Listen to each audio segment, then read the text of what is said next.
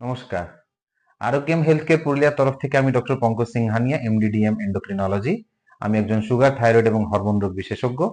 Sugar নিয়ে আজকে একটা খুব সিরিয়াস কথা বলতে আমি এই ভিডিওতে এসেছি। সুগার এবং টিবি বা যক্ষ্মা রোগ।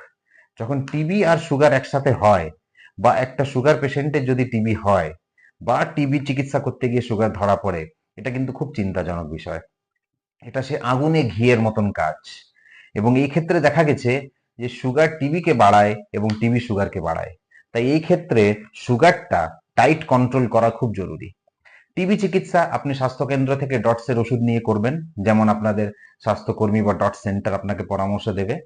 কিন্তু সুগার চিকিৎসাটা সাথে সাথে খুব ভালোভাবে প্রচন্ড মন দিয়ে খুব টাইট কন্ট্রোল করা উচিত। প্রয়োজন হলে ইনসুলিন নিতে হবে, নাহলে ট্যাবলেট খেতে হবে, খাওয়া দাওয়া কন্ট্রোল করতে হবে, শারীরিক অবস্থা মতন এক্সারসাইজ এবং শারীরিক পরিশ্রম করতে হবে।